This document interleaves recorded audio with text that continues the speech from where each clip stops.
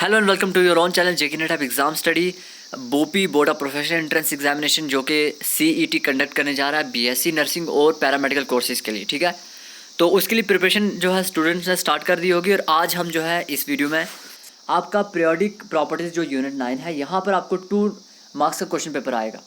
यहाँ पर आपको मिल जाते हैं 5 topic: classification of element as SPD and F block elements, variation ionising energy, electron affinity, electronegativity, atomic and ionic radii along the period and down the group. ये आपके पास 5 topic जिनमें से आपको कवर करने हैं और 2 मार्क्स आपके पक्के हो जाते हैं। अगर आप बीएससी नर्सिंग का इंटरेस्ट देना चाहते हैं, पैरामेडिकल में कोर्स एडमिशन लेना चाहते हैं, तो आपके लिए काफ़ी ज़रूरी है। वीडियो को पूरा देखिएगा, बहुत ही अच्छे से कवर करेंगे हम इन टॉपिक्स को। ओके, फर्स्ट टॉपिक जो है हमारे पास एसपीडीएफ ब्लॉक एलिमेंट्स को लेकर। तो आपसे क्वेश्चन पूछा जा सकता है कि आपको एलिमेंट एटॉमिक नंबर दे दिया जाएगा, आपसे पूछा जाएगा ये कौन से ब्लॉक मतलब एलिमेंट कौन से ब्लॉक से बिलोंग करता है।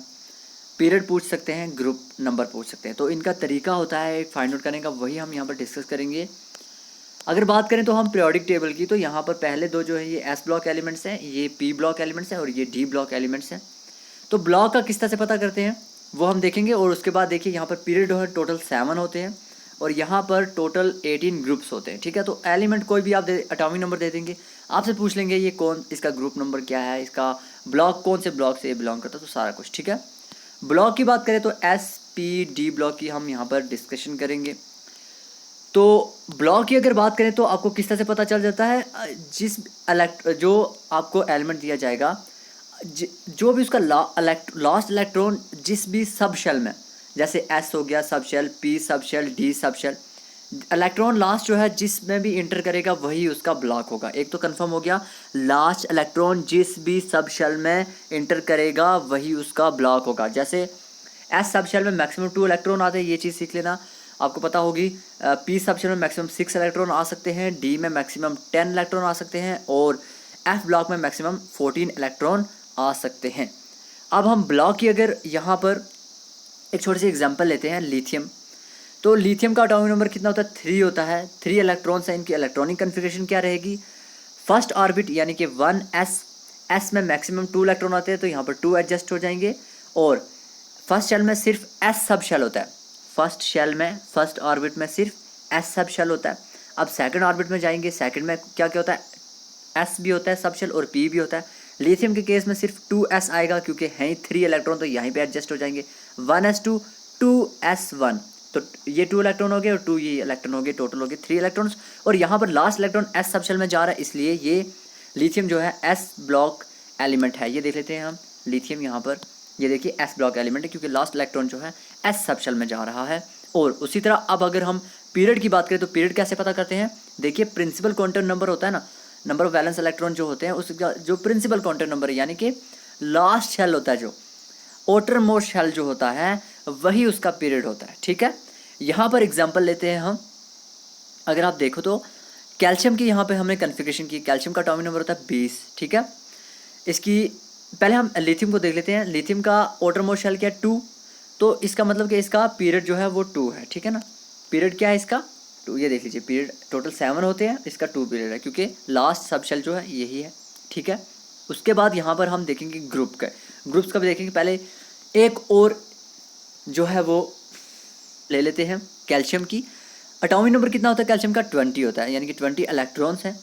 तो इसकी इलेक्ट्रॉनिक कन्फिगरेशन ये रहने वाली है 1s2 2s2 2 और 2 4 इलेक्ट्रॉन ये हो गए, 2p6 ये आ गया सेकंड शेल। सेकंड शेल में s और p सब शेल होते हैं, तो यहाँ पर टोटल हो गए कितने? 10 इलेक्ट्रॉन। बाकी के बचे 10 जो है वो आ जाएंगे 3s2 3p6, ये बन गए 18। उसके बाद हम 3d में नहीं जाएंगे, पहले 4s में जाएंगे, ठीक है। ये एनर्जी का कंसेप्ट है, इलेक्ट्रॉन जो है 3p के बाद 4s में जाएगा, 3d में नहीं जाएगा, ठीक है, ये आपको याद रखना है। अब देखिए लास्ट इलेक्ट्रॉन जो है ना वो जो है वो जा रहा है 4s सब शेल में, s सब शेल में जा रहा है। इसका मतलब कैल्शियम का जो ब्लॉक है वो s ब्लॉक एलिमेंट है कैल्शियम। देख लीजिए, ये देख लीजिए कैल्शियम अगर बात करें तो ये दोनों s सब शेल है, तो ये क्या हो गया? s सब शेल है क्योंकि लास्ट इलेक्ट्रॉन जो है s सब शेल में जा रहा है, तो s ब्लॉक हो गया, ठीक है। आगे चलते हैं हम और चीज़ एक सीखते हैं। आउटर मोस्ट इसका कौन सा शेल है? अगर हम बात करें तो फर्स्ट आ गया हमारे पास 1s, पहला ये आ गया, इसके बाद दूसरा ऑर्बिट आ गया 2s वाला 2p, तीसरा ऑर्बिट आ गया 3s 3p 3d, और outer मोस्ट यहाँ पर 4s है। यानी कि outer मोस्ट अगर ऑर्बिट जो है वो फोर्थ है तो इसका मतलब ये फोर्थ पीरियड से बिलोंग करता है, फोर्थ पीरियड से बिलोंग करता है कैल्शियम। ये देख लीजिए आप, कैल्शियम फोर्थ पीरियड से बिलोंग करता है। उस तरह अब जब दो चीज़ें हमें कंफर्म होगी, ब्लॉक का कैसे पता करते हैं, लास्ट इलेक्ट्रॉन जिस सब शेल में जाएगा वही उसका ब्लॉक होगा, और पीरियड का कैसे पता करते हैं, outer मोस्ट शेल जो होगा, outer मोस्ट ऑर्बिट जो होगा वही उसका पीरियड होगा किसी भी एलिमेंट का। अब नंबर 3 पे आता है जो ग्रुप नंबर। तो ग्रुप नंबर का थोड़ा सा पैटर्न अलग से है, वो हमने देखना है। अगर एलिमेंट एस ब्लॉक होगा उसके लिए अलग से देखना पड़ेगा ग्रुप नंबर। अगर पी ब्लॉक एलिमेंट है तो उसके लिए एक अलग पैटर्न है। डी ब्लॉक और एफ ब्लॉक के लिए अलग है। अगर एस ब्लॉक एलिमेंट है, जैसे हम कैल्शियम की बात करें, ये एस ब्लॉक है, तो नंबर ऑफ वैलेंस इलेक्ट्रॉन, जितने भी उसके वैलेंस इलेक्ट्रॉन हैं उनको हमने क्या करना है, सम कर देना, मतलब जितने भी होंगे वही उसका क्या होगा, ग्रुप नंबर होगा, नंबर होगा। ठीक है। अब यहाँ पर कैल्शियम की बात करें अगर, तो outer मोस्ट शेल यहाँ पर 4 है, तो वैलेंस इलेक्ट्रॉन यहीं पे होंगे, यानी कि 4s में कितने इलेक्ट्रॉन हैं, मैक्सिमम 2 इलेक्ट्रॉन हैं। तो हमने 2 देखा तो इसका मतलब कि इसका ग्रुप क्या है, 2 ग्रुप है, सेकंड ग्रुप है, क्योंकि इसके हमने वैलेंस इलेक्ट्रॉन देखने हैं जब एस ब्लॉक एलिमेंट्स की बात होती है। अब चलते हैं हम नेक्स्ट, जो कि पी ब्लॉक एलिमेंट है। अब पी ब्लॉक एलिमेंट कैसे पता करेंगे, लास्ट इलेक्ट्रॉन अगर पी सब शेल में जाता है तो पी ब्लॉक एलिमेंट होगा। और इसका क्या तरीका होता है ग्रुप नंबर फाइंड आउट करने का, number of valence electron plus 10। तो 10 के साथ जितने भी वैलेंस इलेक्ट्रॉन होंगे उनको हम 10 के साथ जो है वो ऐड कर देंगे, हमें पी ब्लॉक एलिमेंट आ जाएगा, पता चल जाएगा। एग्जाम्पल एक कर लेते हैं हम, यहाँ पर एग्जाम्पल लेते हैं हम, जो है वो पी ब्लॉक के लिए हमारे पास ये एग्जाम्पल है ऑक्सीजन की। ठीक है। एटॉमिक नंबर कितना है, 8 है। इलेक्ट्रॉनिक कन्फिगरेशन रहेगी 1s2, फर्स्ट ऑर्बिट में 6s सब शेल होता है और s सब शेल में मैक्सिमम 2 इलेक्ट्रॉन आते हैं। सेकंड ऑर्बिट में 2s p सब शेल और s सब शेल होता है, और यहाँ पर टोटल 8 इलेक्ट्रॉन है। तो इस तरह से इलेक्ट्रॉनिक कन्फिगरेशन रहेगी 1s2 2s2 2p4, 2 और 2 4 और 4 8। तो लास्ट इलेक्ट्रॉन जो है वो किस में जा रहा है, p सब शेल में जा रहा है, इसलिए ये p ब्लॉक एलिमेंट है, क्या, ऑक्सीजन। अब पी ब्लॉक एलिमेंट की बात करें तो किस तरह से हम पता करते हैं, इसका ब्लॉक का पता चल गया क्योंकि लास्ट इलेक्ट्रॉन जा रहे हैं। अब इसका पीरियड क्या है, outer मोस्ट शेल देखेंगे, outer मोस्ट शेल इसका 2 है तो 2 इसका पीरियड है। ठीक है। अब ग्रुप इसका 16 ग्रुप से ये बिलोंग करता है। कैसे पता चला हमें, valence electron plus 10। Valence electron कितने हैं, outer मोस्ट शेल कौन सा है भाई, सेकंड 2 है इसका outer मोस्ट शेल, इसमें कितने, ये वैलेंस इसके इलेक्ट्रॉन कितने, 4 और 2 6।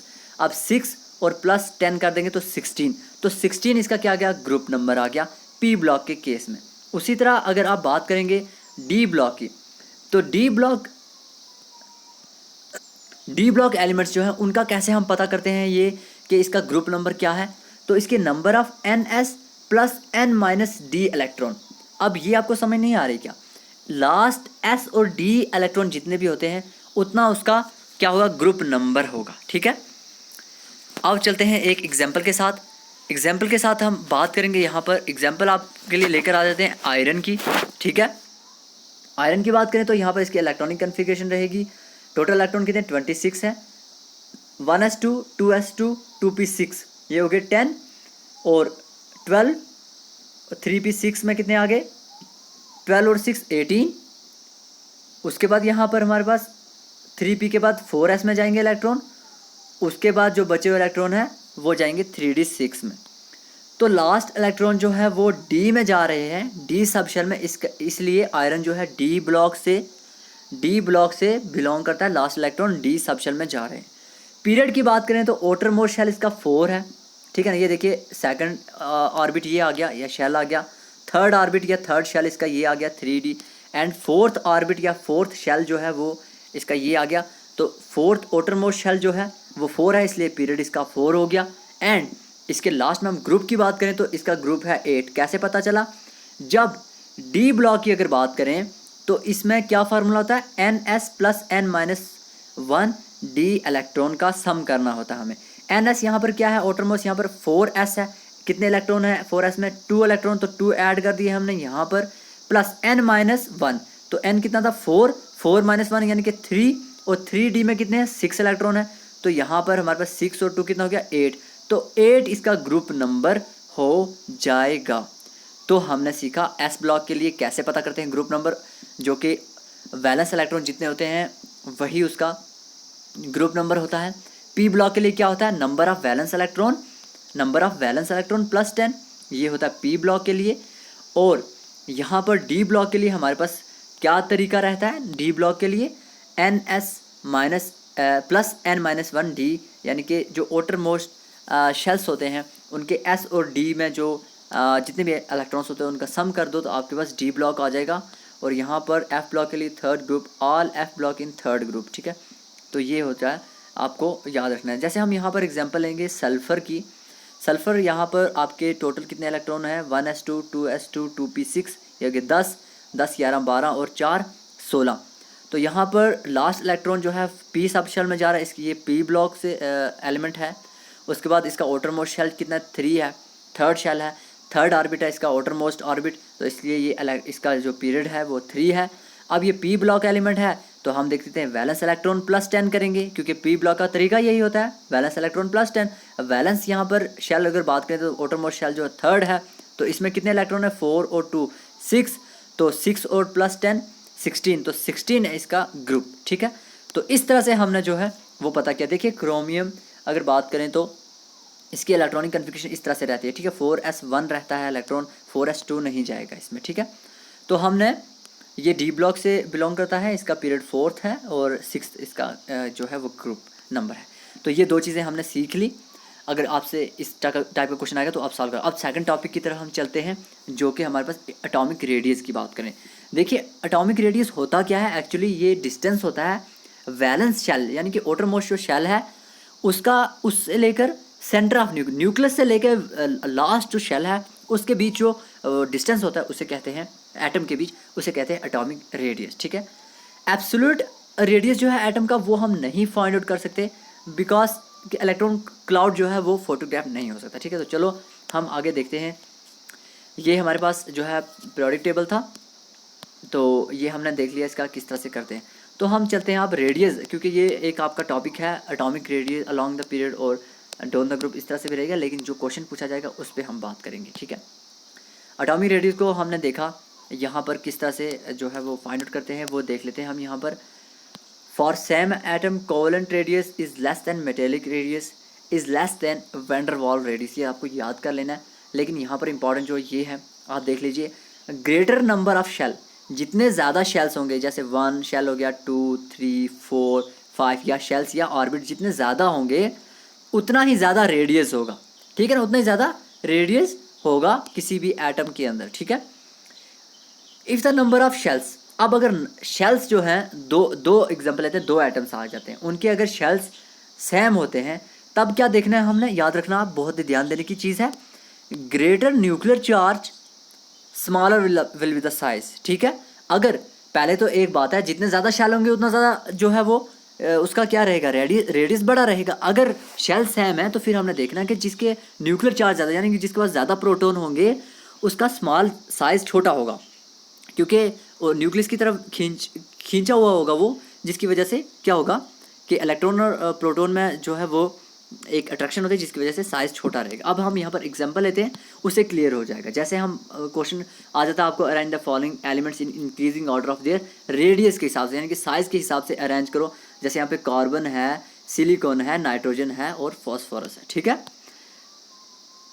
हाँ, तो अब इनकी अगर बात करें हम, तो कार्बन का एटॉमिक नंबर कितना है 6 है, सिलिकॉन का 14 है, नाइट्रोजन 7 और फॉस्फोरस 15, ठीक है। इनके इलेक्ट्रॉन इतने हैं। इलेक्ट्रॉनिक कन्फिग्रेशन की बात करें तो पहले जो पहला शेल है उसमें मैक्सिमम 2 इलेक्ट्रॉन आते हैं, यहाँ पर 2 आ गए, दूसरे में मैक्सिमम 8 आ सकते हैं, लेकिन यहाँ पर कार्बन के केस में 4 इलेक्ट्रॉन आएंगे। तो यहाँ पर अगर बात करें तो कितने शेल हो गए इसमें, 1 और 1 2। कार्बन के कितने शेल हैं, 2 शेल हैं। उसी तरह सिलिकॉन की बात करें तो यहाँ पर 14 इलेक्ट्रॉन किस तरह से एडजस्ट होंगे, पहले शेल में 2 इलेक्ट्रॉन, फिर 8 इलेक्ट्रॉन, क्योंकि मैक्सिमम दूसरे ऑर्बिट में मैक्सिमम 8 इलेक्ट्रॉन आ सकते हैं, तीसरे ऑर्बिट में इसके 4 आएंगे, 8 और 2 10 और 4 14। अब यहाँ पर बात करें तो कितने शेल हो गए इसके, 3 शेल हो गए, 3 ऑर्बिट हो गए इसके, किसके, सिलिकॉन के। अब नाइट्रोजन पे चलें तो इसकी कन्फिग्रेशन करेंगे तो इसके कितने शेल हैं, 2 शेल हैं, 5 और 2 7 इलेक्ट्रॉन हो, इलेक्ट्रॉन कन्फिग्रेशन ये रहेगी। उसी तरह फॉस्फोरस की बात करें तो पहले शेल में 2 इलेक्ट्रॉन, उस दूसरे में मैक्सिमम 8 आ सकते हैं, इसलिए 8 इलेक्ट्रॉन, 8 और 2 10। तीसरे में मैक्सिमम 8 आ सकते हैं, लेकिन यहाँ पे बचते ही 5 है, तो यहाँ पर 5 आ गए, तो 3 जो है इसके शेल आ जाते हैं। अब हमने देखा था जिसके, अब इसका अगर साइज़ के हिसाब से हम इनको एडजस्ट करेंगे तो पहले तो ये बात है कि फॉस्फोरस और नाइट्रोजन में जो है वो फॉस्फोरस का साइज़ बड़ा होगा, ठीक है, रेडियस बड़ा होगा। लेकिन अब देखिए अगर बात करें कार्बन और नाइट्रोजन के 2 शेल है, यानी कि इनके सेम यहाँ पर साइज़ है, तो मतलब इनके ऑर्बिट सेम है, शेल सेम है, तो सिलिकॉन और फॉस्फोरस में भी 3 सेल है, शेल्स हैं, ऑर्बिट्स हैं। अब हम कैसे डिसाइड करेंगे, तो हमने जाना था ऊपर, अगर शेल सेम हो तो हमने देखना है कि जिसके ऊपर ज़्यादा चार्ज होगा, न्यूक्लियर चार्ज यानी कि प्रोटॉन ज़्यादा होंगे, वही क्या होगा, उसका साइज़ छोटा होगा, ठीक है। तो इनको कैसे एडजस्ट करेंगे, देखिए कार्बन का साइज़ बड़ा है, रेडियस बड़ा है नाइट्रोजन से, कार्बन का रेडियस बड़ा है नाइट्रोजन से, ठीक है।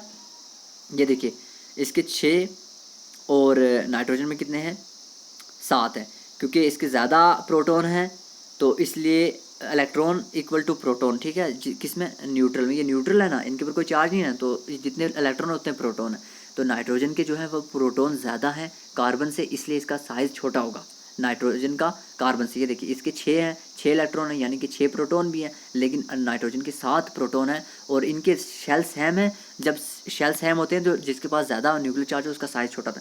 उसी तरह फॉस्फोरस और सिलिकॉन की बात करें तो सिलिकॉन के पास कितने हैं, यहाँ पर प्रोटॉन ज़्यादा होंगे, नहीं, फॉस्फोरस के पास ज़्यादा प्रोटॉन है, 15 है, इसलिए इसका साइज़ छोटा होगा, क्योंकि इन दोनों के शेल तो सेम है ना, शेल सेम है इनके। अब जब शेल सेम होते हैं हमने प्रोटॉन ज़्यादा देखने होते हैं, तो ये तरीका रहता है इसका। फॉस्फोरस का कम रहेगा साइज़, क्योंकि इसके प्रोटॉन ज़्यादा है, साइज़ इसका छोटा रहेगा। तो ये पैटर्न रहेगा, सबसे छोटा नाइट्रोजन, उसके बाद कार्बन, उसके बाद फॉस्फोरस, उसके बाद सबसे ज़्यादा सिलिकॉन का रेडियस रहेगा, इंक्रीजिंग ऑर्डर ऑफ रेडियस। तो आपको ये चीज़ ध्यान में रखनी है, रेडियस को लेकर अगर क्वेश्चन पूछा जाता है, तो उन्होंने पूछा था एटॉमिक रेडियस को लेकर, ठीक है। तो अब वो अलोंग द पीरियड है, डाउन द ग्रुप है, अलोंग द पीरियड और डाउन द ग्रुप जो है वो भी हम डिस्कस करेंगे। अब उसी तरह एक और एग्जांपल ले लेते हैं यहाँ पर, अगर हम बात करें एल्यूमिनियम की, sorry lithium, boron, carbon and nitrogen. अब इनकी इलेक्ट्रॉनिक कन्फिग्रेशन क्या रहेगी, 1s2 2s1। बोरोन की अब टोटल एटॉमिक नंबर कितना होता है भाई, 5 होता है, इसकी electronic configuration 1s2 2s2 2p1, तो 2 और 1 5 हो गए, ठीक है। उसी तरह यहाँ पर कार्बन की कितनी है, कार्बन नहीं है ये सोडियम होगा, ठीक है, सॉरी। तो 1s2 2s2 4 और 6 और 1 11, ठीक है। उसके बाद यहाँ पर नाइट्रोजन है 1s2 2s2 2p5। तो यहाँ पर जो है इनकी अगर बात करें तो नंबर ऑफ़ शेल की बात करें तो इन तीनों के शेल सेम हैं, और कार्बन का सबसे ज़्यादा शेल है। तो सबसे ज़्यादा साइज़ रेडियस किसका होगा, कार्बन का सबसे ज़्यादा होगा। उसके बाद देखेंगे हम जिसके पास ज़्यादा प्रोटॉन है उसका सबसे छोटा जो है वो क्या रहेगा, साइज़ रहने वाला है। तो यहाँ पर सॉरी ये नाइट्रोजन वगैरह नहीं है, सॉरी ये सिंबल्स ऐसे दिए हुए हैं, ये ABCD करके दिए हुए हैं, ठीक है। ये नाइट्रोजन वगैरह ये कोई मतलब वो नहीं है, ये ABCD करके दिए हुए हैं। वैसे अगर बात करें तो ये लिथियम होगा, ये बोरोन है, ये सोडियम है, और यहाँ पर जो है वो जब हम बात करते हैं 9 जो एटॉमिक नंबर फ्लोरीन का है, ठीक है। तो अब जो कार्बन का सबसे ज़्यादा शेल है तो पहले सबसे इसका बड़ा साइज़ होगा, उससे कम जो है वो A का है, क्योंकि इन तीनों के जो है शेल तो सेम है। अब देखेंगे जिसके पास ज़्यादा न्यूक्लियर चार्ज है, यानी कि प्रोटॉन जिसके ऊपर सबसे ज़्यादा है उसका सबसे छोटा साइज़ होगा, ठीक है। उसी तरीके से जो है वो साइज़ का हिसाब रहेगा। तो यहाँ पर इसके पास न्यूक्लियर चार्ज कम है as compare to B and D. तो यहाँ पर सबसे जो है ये पैटर्न रहने वाला है, सबसे कम जो है वो किसका साइज़ रहने वाला है, यहाँ पर आपका डी का रहने वाला है, क्योंकि इसके पास सबसे ज़्यादा न्यूक्लियर चार्ज है as compare to B and A, ठीक है। फिर इसके बाद जो है वो बी का साइज़ रहेगा और सबसे ज़्यादा ए का साइज़ रहेगा इन तीनों में, क्योंकि इनकी शेल जो हैं वो सेम थे, ठीक है। अब हम आगे चलते हैं। अब ये आ गया एटॉमिक साइज़ के बारे में, ठीक है, हमने देखा।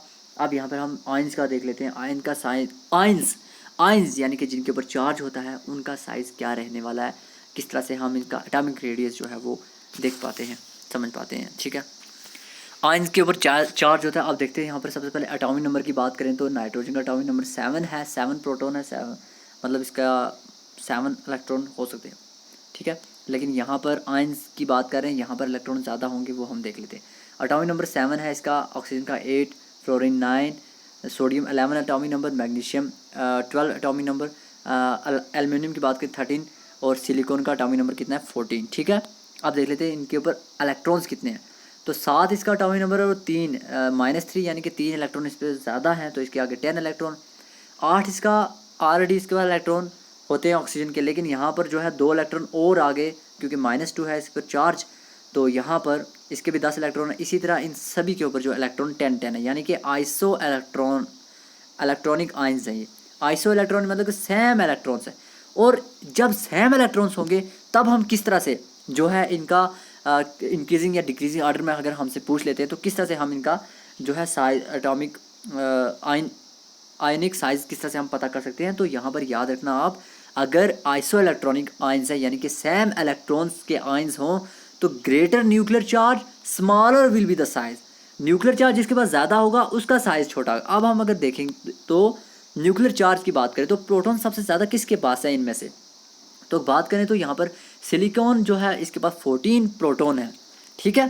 14 जब प्रोटॉन इसके पास हैं तो इसका मतलब साइज़ इसका सबसे कम होगा, ठीक है। उसके बाद एल्यूमिनियम जो है उसी तरह इसका size as compare to silicon से ज़्यादा होगा, और ये पैटर्न इस तरह से रहने वाला, ठीक है।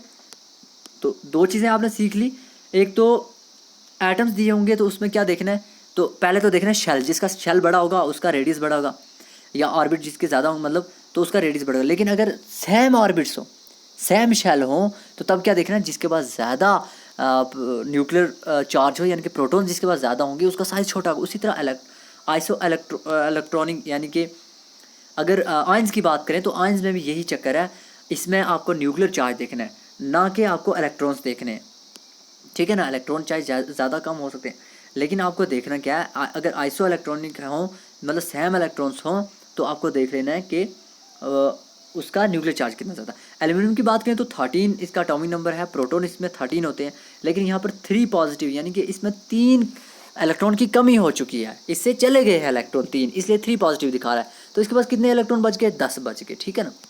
तो ये चीज़ भी आपको सीखने को मिल जाती है। जो नए नए स्टूडेंट्स हैं जो तैयारी कर रहे हैं बिल्कुल भी फ्रेश हैं, उनके लिए काफ़ी मददगार होगा, ज़रूर हेल्पफुल रहेगा। इन क्वेश्चंस को कीजिए और क्वेश्चन प्रीवियस जो क्वेश्चन है वो प्रैक्टिस कीजिए। तो ये जो टॉपिक आपके, इससे ज़्यादा कुछ पढ़ने को आपको ज़रूरत नहीं है, बस आपको प्रैक्टिस करने की ज़रूरत है। क्वेश्चन यहाँ से बाय ज़रूर मतलब नहीं आएगा, मतलब ज़रूर क्या मैं बोलता हूँ, कहीं से नहीं आएगा, यहीं से आएगा। अब देखिए एक चीज़ और है, यहाँ पर भी क्वेश्चन पूछा जाता है और आ चुका है।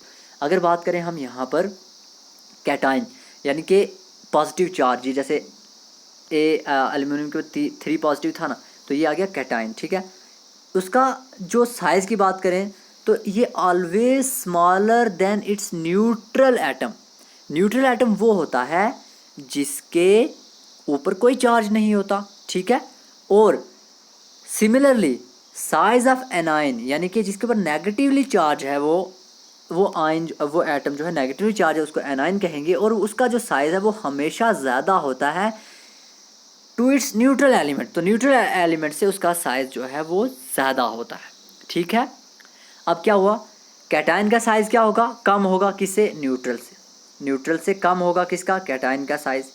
ये देख लीजिए, ये न्यूट्रल है एल्यूमिनियम, ये कैटाइन है, एक इसका इलेक्ट्रॉन इससे निकल गया यानी कि कैटाइन ये बन गया, तो इसका साइज़ जो है वो हमेशा छोटा होगा न्यूट्रल से। और अगर इधर हम एल्यूमिनियम के ऊपर नेगेटिव चार्ज लगा देंगे तो ये बन जाएगा एनाइन, और इसका साइज़ न्यूट्रल एल्यूमिनियम से एटम से ज़्यादा होगा। तो ये चीज़ आप ध्यान में रखना। ये आ चुका है क्वेश्चन, ये देख लीजिए, यहाँ पर आयोडीन का हमने बेस्ट एग्जांपल है, यहाँ पर ये न्यूट्रल है, इससे जो है एनाइन का साइज़ ज़्यादा है, नेगेटिव चार्ज है इसके ऊपर तो इसका साइज़ ज़्यादा है, और इसका पॉजिटिव चार्ज यानी कि कैटाइन है, और कैटाइन जो है इसका साइज़ कम है न्यूट्रल आयंस न्यूट्रल एटम्स, ठीक है। ये चीज़ बहुत इंपॉर्टेंट है, ध्यान रखना। अगर आप अच्छे से इसको समझेंगे, छोटी सी बात है, तो इस पे आपके सभी क्वेश्चंस सॉल्व हो जाएंगे, ठीक है। अब इलेक्ट्रॉनिक कन्फिग्रेशन और लास्ट टॉपिक का थोड़ा सा देख लेते हैं, बस यहाँ पर हम वीडियो एंड करने वाले हैं। इलेक्ट्रॉनिक कन्फिग्रेशन की अगर बात करें तो एटम स्टेबल कन्फिग्रेशन, जो स्टेबल जिनकी कन्फिग्रेशन होती है will be higher ionising energy. Ionising energy जो होती है मिनिमम जो एनर्जी रिक्वायर होती है और होती है टू रिमूव outermost जो इलेक्ट्रॉन है ना, outermost शेल से उस इलेक्ट्रॉन को रिमूव करने के लिए जो एनर्जी ज़रूरत पड़ती है उसको बोलते हैं हम, क्या बोलते हैं भाई, आयोनाइजिंग एनर्जी कहते हैं। ठीक है, तो जैसे एग्जांपल हम लेते हैं यहाँ पर सेकंड ग्रुप हो गया, ग्रुप का आपको पता चल गया ना किस तरह से फाइंड आउट करते हैं।